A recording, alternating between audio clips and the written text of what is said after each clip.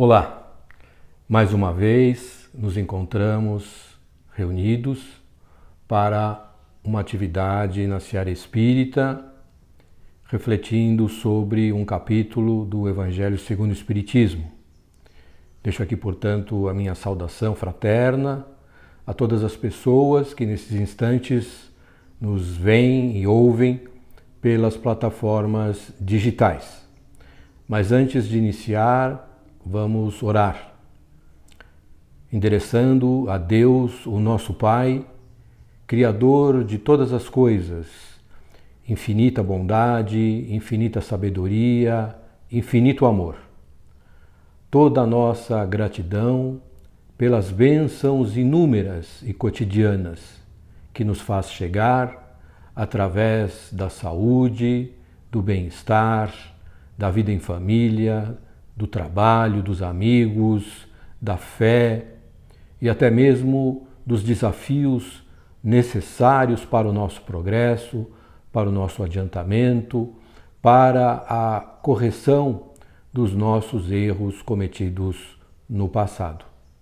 A Jesus, o Mestre querido, também a nossa gratidão por ter nos legado a Boa Nova, o Evangelho, que nos mostra de maneira segura, cristalina, o caminho a percorrer nestas nossas jornadas como espíritos reencarnados, a fim de que gradativamente possamos ir alcançando as virtudes que nos tornarão um dia espíritos perfeitos. E aos espíritos amigos, bondosos, que nos acompanham, orientam, nos guiam e estão sempre conosco, e que nesses momentos em que nos reunimos em torno das palavras do Mestre, certamente juntam-se a nós pelos laços do pensamento e do sentimento, participando desta corrente viva que fará com que cada um de nós seja um pouquinho melhor do que antes. Que assim seja. Portanto, então, hoje nós vamos avaliar um pouquinho o capítulo 14 do Evangelho segundo o Espiritismo, cujo título é Honrai Pai e Mãe. E o capítulo começa exatamente com um trecho do Evangelho de Mateus, palavras de Jesus, em que ele diz o seguinte: Sabeis os mandamentos. Não cometereis adultério, não matareis, não roubareis, não prestareis falso testemunho, não fareis agravo a ninguém. Honrai a vosso pai e vossa mãe. Está em Marcos, capítulo 10, e Lucas, capítulo 18, e também Mateus, capítulo 19. E o Allan Kardec colocou também aqui um trechinho do Decálogo, extraído do livro Êxodo, os 10 Mandamentos, que diz assim: Honrai a vosso pai e a vossa mãe, a fim de viverdes longo tempo na terra que o Senhor vosso Deus vos dará. O primeiro esclarecimento, então, feito pelo Allan Kardec, diz respeito exatamente a essa questão do mandamento, em que é colocada essa condição para herdar a terra que o vosso Deus vos dará, àqueles que honrarem ao seu pai e à sua mãe. Então a primeira reflexão, que isso está lá já no Velho Testamento, essa determinação, essa lei divina no que diz respeito a honrar pai e mãe. Por que será que foi incluído no Código Divino honrai pai e mãe, se na verdade quando se trata de amar aos semelhantes como forma de amar a Deus, não estariam aí também incluídos nosso pai e a nossa mãe? É que na verdade, quando se trata de pai e de mãe, essa dedicação, essa devoção, esse carinho por parte dos filhos deve ir muito além da mera questão de amar os semelhantes. Porque no amar os semelhantes, nós temos aí a ideia de não fazer o mal, de fazer todo o bem que nos seja possível, não é? Mas no honrai pai e mãe, nós temos embutido um aspecto que é o da piedade filial, ou seja, além de fazer o bem e não fazer o mal também aos nossos pais, os filhos devem ter uma dedicação extra aos seus pais, principalmente naquela fase da vida em que eles já envelhecidos, já se encontram com mais problemas de saúde, fragilidades, às vezes dificuldades financeiras. Então cabe aos filhos mais jovens, mais fortes, com a vida mais estruturada, dar toda a assistência possível aos seus pais, às suas mães. Então vejamos que, a despeito da situação que nós vivemos hoje, em que as famílias apresentam composições as mais diversas, é inegável, inquestionável, que todos nós, sem exceção, nascemos de um pai e de uma mãe. Ou seja, é uma lei biológica do nosso planeta a necessidade para gerar um novo corpo material, não o espírito. Nós sabemos que o espírito é criado por Deus, o que para nós ainda é um mistério, como ele faz, mas é ele quem cria o espírito. Mas quando nós reencarnamos, há a necessidade da formação de um corpo físico, de um corpo material, não é? E esse corpo, então, ele é formado a partir da união dos dois elementos genéticos, o elemento masculino e o elemento feminino. Por mais que a ciência tenha avançado e que vai avançar certamente ainda, e permitindo já hoje a fertilização, não é? A combinação dos dois elementos masculino e feminino para a geração de um óvulo fora dos métodos convencionais, né, da comunhão entre homem e mulher, feito nos laboratórios, ainda a ciência não conseguiu, não podemos dizer se não conseguirá, mas ainda a ciência humana não conseguiu sintetizar o elemento genético masculino e o elemento genético feminino, que são os únicos capazes de gerar essa vida biológica. Então, todos nós temos um pai e uma mãe. Isso é indiscutível. Por mais que a sociedade se torne complexa, diversa, múltipla, que as liberdades se exerçam amplamente, não há como fugirmos desta verdade, não é? Então, se nós todos temos um pai e uma mãe, para termos podido regressar à vida física, uma necessidade da nossa evolução, ou seja, sem retornarmos ao cenário terrestre, nós não conseguiríamos avançar em termos de evolução, em termos de adquirir virtudes, adquirir qualidades morais e intelectuais. Nós temos que entender que nosso pai e nossa mãe foram os grandes responsáveis pelo nosso retorno. Sem a união deles, isso não seria possível.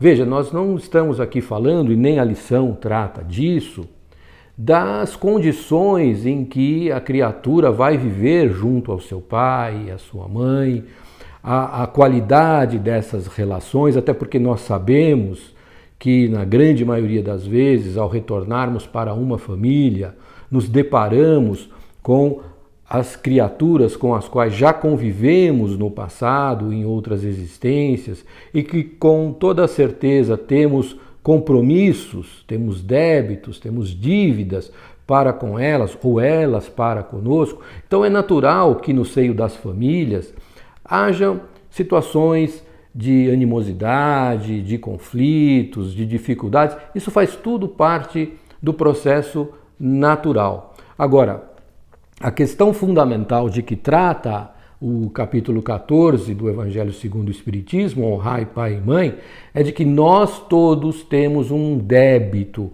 uma dívida enorme para com os nossos genitores, para com aqueles que nos proporcionaram a oportunidade de regressar à vida terrestre. Porque, vejam, não é tão simples assim, não é?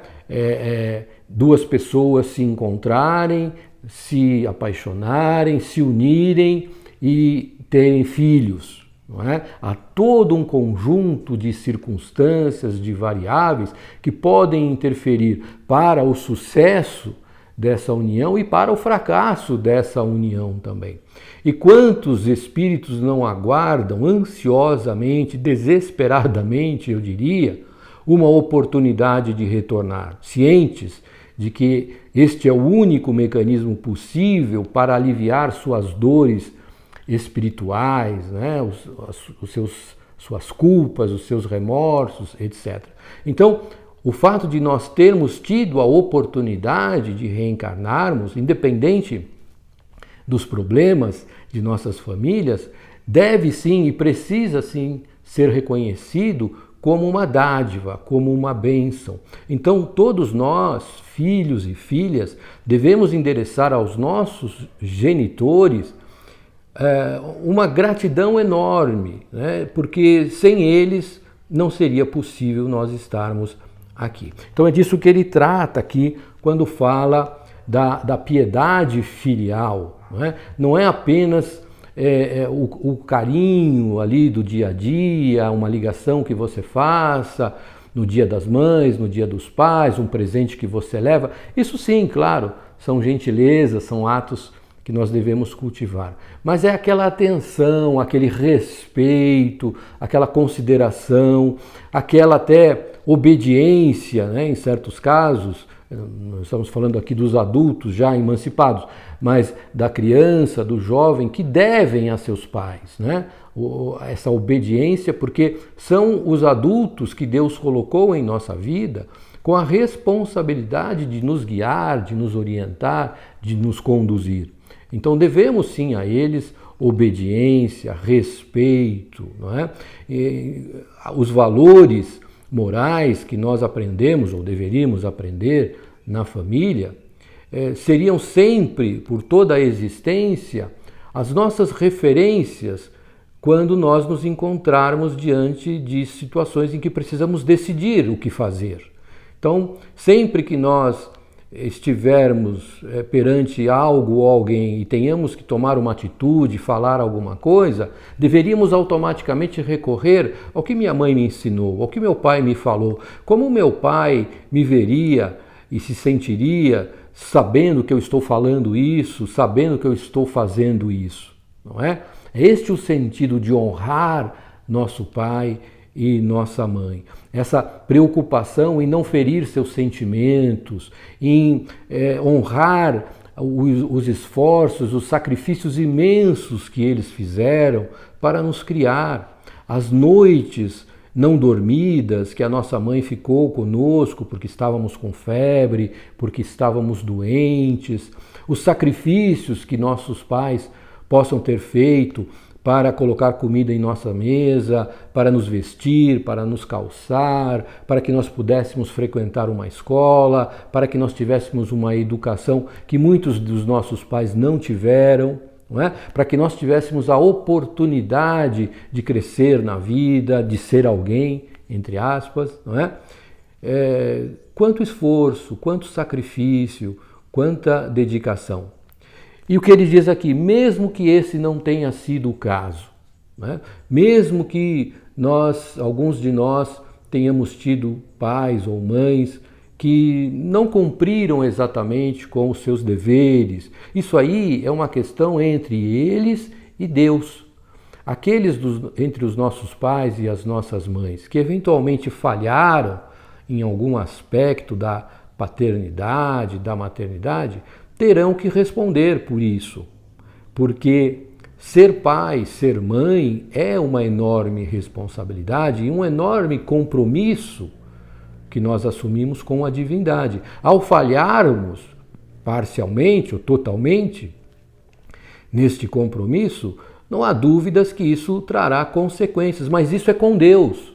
Não cabe aos filhos se transformarem em juízes e principalmente algozes de seus pais, né? Castigar seus pais por algo que eventualmente eles possam ter feito. Não cabe aos filhos. Isso não é papel.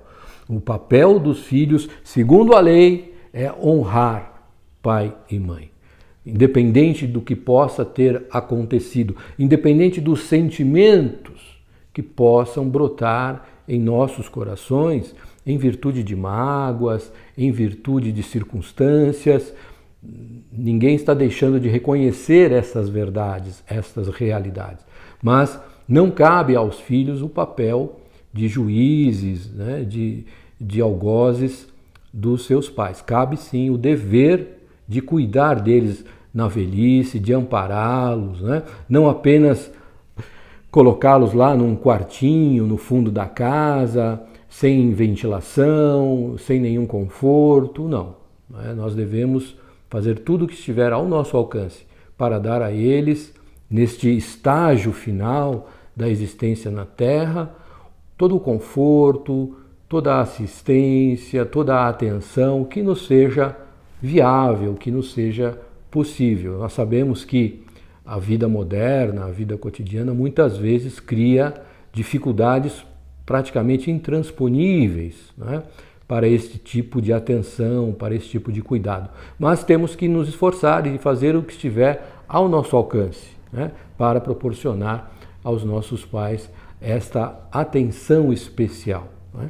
E aí ele fala ainda aqui, na sequência do capítulo, que a passagem, né, em que Jesus, estando lá numa casa, as pessoas se reuniram à volta dele, uma multidão, e chegaram naquela casa os seus irmãos e a sua mãe. Então vamos lembrar que Maria era casada com José, teve Jesus pelos meios naturais, não é? Como qualquer um de nós nasceu, Jesus também nasceu por esses mecanismos, e Maria depois teve outros filhos, né, com José. Jesus então teve outros irmãos biológicos, mas que no fundo nenhum deles entendeu a missão de Jesus, a figura de Jesus, o papel de Jesus. Pelo contrário, até o consideravam um pouco estranho, diríamos assim, uma criatura até certo ponto fora da casinha, né? Porque Jesus não seguia pelos códigos, pelas tradições, pelas práticas convencionais das criaturas do seu tempo. Jesus, que não veio destruir a lei, né, a lei divina, os mandamentos, mas veio sim apontar a necessidade de reformar muitas práticas, muitas convenções da vida daquele povo naquele momento. Então ele não era visto pelos seus irmãos como alguém muito certo, né? Então teriam ido lá seus irmãos para aprisionarem Jesus, para tirarem Jesus de circulação, porque segundo eles Jesus teria perdido o seu espírito. Então quando Jesus é informado da presença dos seus irmãos e de sua mãe, Maria, ele dá uma resposta que pode, à luz de uma análise muito superficial, parecer uma resposta incompatível, né, com todo o amor, toda a bondade, toda a doçura de Jesus. Então, o que ele diz? Ele lhe respondeu: quem é minha mãe e quem são meus irmãos? Olhando para as pessoas que estavam à sua volta, não é? Eis aqui minha mãe e meus irmãos, se dirigindo a essas pessoas. Pois todo aquele que faz a vontade de Deus, esse é meu irmão, minha mãe e minha irmã. Né? Também passagem que está em Marcos e Mateus.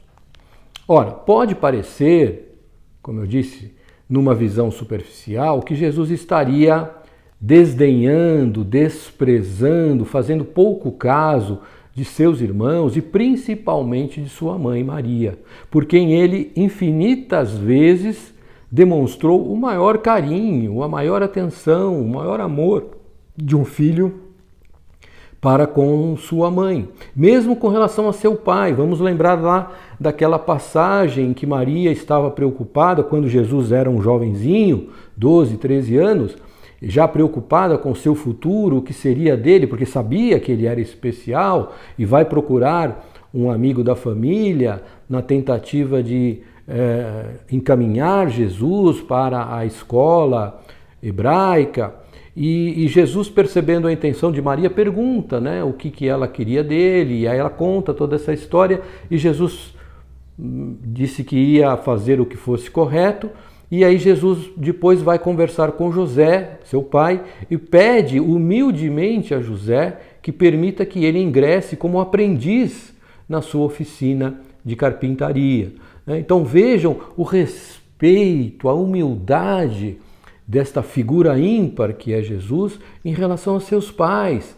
Entendeu a preocupação de sua mãe, mas foi buscar seu pai e foi com seu pai que ele aprendeu o ofício, né, de carpintaria, de marcenaria, de lidar com a madeira. Ele poderia escolher qualquer coisa, não é? Qualquer coisa lhe seria permitido, mas ele entendeu que o mais importante naquele momento, naquela fase da sua vida terrestre, né, de homem terreno, era estar junto a seu pai aprendendo um ofício, para que ele não fosse inútil, para que ele pudesse servir trabalhando com as próprias mãos. Então, está aí um exemplo de como Jesus amava seus pais, né? Então, ele sempre amou Maria, sempre deu demonstrações disso, né? Lá nas bodas de Canaã, quando Maria vai interceder pelo noivo, porque tinha acabado o vinho, e ele diz, mulher, minha hora ainda não chegou, mas mesmo assim ele atende, né, o pedido de Maria, transformando a água em vinho, enfim, o carinho que ele teve pelo amigo, evidentemente, mas pela mãe, atendeu o pedido da mãe. Talvez por ele procurasse se manter discreto, né, não se envolver, mas como Maria pediu, ele não pôde negar um pedido de sua mãe. Então Jesus jamais teria uma atitude de descortesia, de desconsideração, de menosprezo por Maria. Mas ele quis aproveitar ali, como sempre fazia, o momento, a oportunidade para nos deixar mais uma das suas inesquecíveis lições. Quem é minha mãe? Quem são meus irmãos?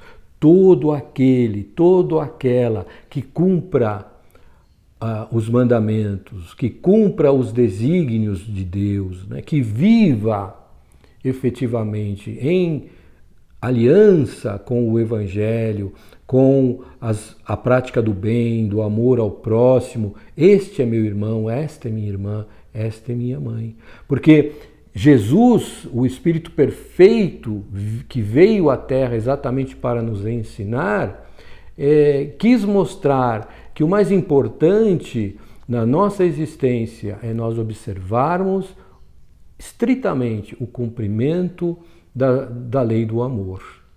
Claro que os laços de parentesco, os laços consanguíneos têm a sua importância, mas eles são passageiros, não é?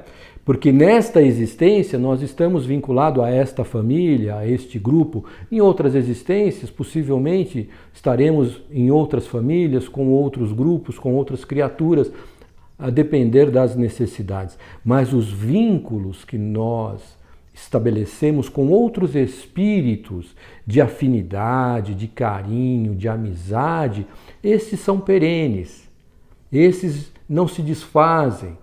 Então, existe uma família biológica, uma família consanguínea que se estabelece exatamente a partir destas relações da existência física, mas existe uma outra família que vai muito além dessa parentela corporal, uma família espiritual que se reúne de maneira muito sólida e permanente, porque são pessoas que compartilham dos mesmos valores, das mesmas crenças, dos mesmos sentimentos, não é? E isso é muito poderoso. Então essa família espiritual, cada um de nós tem a sua família espiritual. Alguns possivelmente estão reencarnados, ou mesmo dentro da família consanguínea ou na figura de amigos, de pessoas ligadas que não têm vínculos de parentesco, mas com as quais nós nos sentimos sempre muito à vontade, é sempre uma alegria rever, aquelas pessoas que ainda que passemos muito tempo sem ver e sem falar, quando nós nos reencontramos, a sensação é que nós nos falamos há alguns minutos atrás, tamanha é a ligação, né, que existe. Essas pessoas são aquelas que compõem de fato a nossa família espiritual. E a essa família que Jesus faz referência nesta lição, quando fala quem são meus irmãos, quem é minha mãe, todo aquele que cumpre a vontade de meu Pai. E que mais aqui? E tem uma instrução aqui dos Espíritos que fala exatamente sobre a ingratidão dos filhos, né? Então ele diz assim no item 9, a ingratidão é um dos frutos mais diretos do egoísmo. Revolta sempre os corações honestos, mas a dos filhos para com os pais apresenta caráter ainda mais odioso. É em particular deste ponto de vista que vamos considerar para analisar as causas e efeitos. Também nesse caso, como em todos os outros, o Espiritismo projeta luz sobre um dos grandes problemas do coração humano.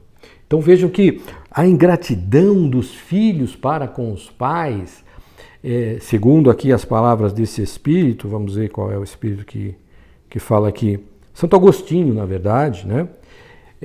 Tem um caráter odioso, porque fere o mandamento de amar ao próximo e fere o mandamento de honrar pai e mãe. Não é? Então, nós temos um dever de gratidão para com os nossos pais. E se nós não observarmos esta obrigação, esse dever, isso vai ter consequências. Né? Digamos que nossos pais e nossas mães sofrerão muito com a nossa ingratidão. Mas esse sofrimento, todo sofrimento nunca é em vão, não é? Ninguém sofre à toa ou imerecidamente, tá certo? Se eles estão sofrendo é porque há uma necessidade. Agora, nós, filhos e filhas ingratos, ingratas, estamos em erro e teremos que arcar com as consequências deste erro. E é isso que Santo Agostinho vai falando aqui no capítulo. Uma das prováveis consequências é que no futuro, quando nós nos encontrarmos na situação semelhante à dos nossos pais e das nossas mães de hoje, que estão sendo objeto dessa nossa ingratidão, receberemos o quê dos nossos filhos? Né? Quando nós educamos as nossas crianças de maneira a que não tenham consideração, respeito pelos seus avós, quando eles percebem, veem que nós negamos a nossos pais, nossas mães velhinhos, a atenção, o cuidado, o carinho, o apoio, o sustento, o que é que nós estamos incutindo na mente dessas crianças? Que quando elas crescerem, elas também não terão nenhuma obrigação para conosco. Elas entenderão que é natural que quando alguém fica velho, seja esquecido, seja abandonado, não é? Porque incomoda ter uma pessoa idosa morando conosco, que é doente, ou que se esquece das coisas, ou que conta sempre as mesmas histórias, não é? Então isso é muito desagradável. Então a criança cresce com esses valores, cresce com essa mentalidade, e o que ela vai fazer no futuro com seus pais, né? Que somos os filhos de hoje ingratos. A mesma coisa. A mesma coisa. Então, é fundamental que nós, como pais, como mães, mas principalmente como filhos e filhas, entendamos esse mecanismo. Porque a vida na Terra, ela é feita de ciclos que se renovam e que se repetem. Então, os nossos pais um dia foram jovens, saudáveis, fortes, ganhavam a própria vida trabalhando honestamente, se conheceram, se enamoraram, se uniram, constituíram uma família, lutaram muito para criar os filhos, para cuidar desta família. E com o passar do tempo, com a idade, é natural que vem a fragilidade orgânica, né, os problemas de saúde, os problemas de esquecimento, a situação financeira muitas vezes difícil, porque se a pessoa não conseguiu constituir um patrimônio, um pecúlio que lhe garantisse uma sobrevivência digna, ela vai ter problemas. Se ela não tem a própria moradia, vai depender do favor dos outros. A quem cabe então assistir, né? Porque quando nós éramos frágeis, como bebês, como crianças, dependíamos integralmente destes cuidados, dessa atenção, dessa proteção, não é? Então, eles fizeram por nós, bem ou mal, acertando ou errando, nós não teríamos sobrevivido sem os cuidados de nossa mãe, sem os cuidados de nosso pai. Então nós devemos a eles essa reciprocidade, porque inverteu o ciclo. Agora eles estão na condição de frágeis, na condição de carentes, na condição de dependentes. E nós, no auge das nossas forças, da nossa vitalidade, do nosso sucesso profissional, financeiro, nos colocamos na condição daqueles com a responsabilidade de prover materialmente, psicologicamente, afetivamente, espiritualmente, tudo aquilo que os nossos pais necessitarem. Então é disso que trata aqui Santo Agostinho nessa instrução que faz no capítulo Honrai vosso pai e a vossa mãe.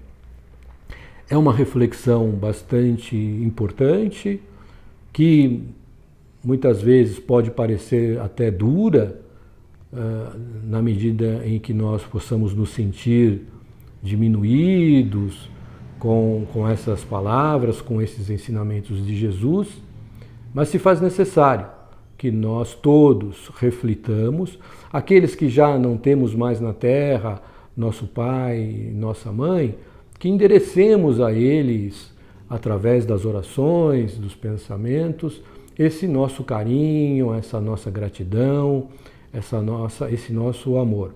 Aqueles de nós que afortunadamente ainda temos na terra nossa mãe e nosso pai, pensemos em como estamos tratando nossos pais, né? Se estamos fazendo todo o possível para diminuir os seus sofrimentos, as suas dores, suas carências. Muitas vezes não é nenhuma questão material, não é nenhuma questão de dar dinheiro ou comprar coisas. É de sentar e conversar, segurar nas mãos, abraçar, beijar, não é? Deixar que eles contem aquelas histórias que já contaram algumas tantas vezes, porque para eles é importante relembrar fatos do passado, porque eles não têm futuro, né? O presente é um presente difícil, né? Com muitas limitações. Futuro eles não enxergam, porque já estão se encaminhando para o término da existência. Então, para eles é gostoso, traz prazer lembrar do passado, lembrar quando os filhos eram pequenos, das reuniões familiares, dos natais, dos aniversários, das confusões, que sempre tem confusão em família, né? Quem não tem? Então dediquemos algum tempo a ouvir, a estar junto com a nossa mãe, a estar junto com o nosso pai, se é que nós não vivemos sob o mesmo teto. Às vezes vivemos distantes, não é? Em outra cidade, em outro estado, até mesmo em outro país, o que dificulta essa presença. Usemos então os recursos da tecnologia. Hoje a gente vê aí pessoas de idade fazendo uso do celular, do vídeo, do WhatsApp, enfim. Então utilizemos, incentivemos nossos pais a usar as ferramentas que estão disponíveis e estejamos mais próximos a eles a partir dessas ferramentas. Não custa nada, são alguns minutos do dia ou da semana, mas que isso seja feito com sinceridade, com coração, com devoção. Estejamos atentos ao estado de saúde deles, né?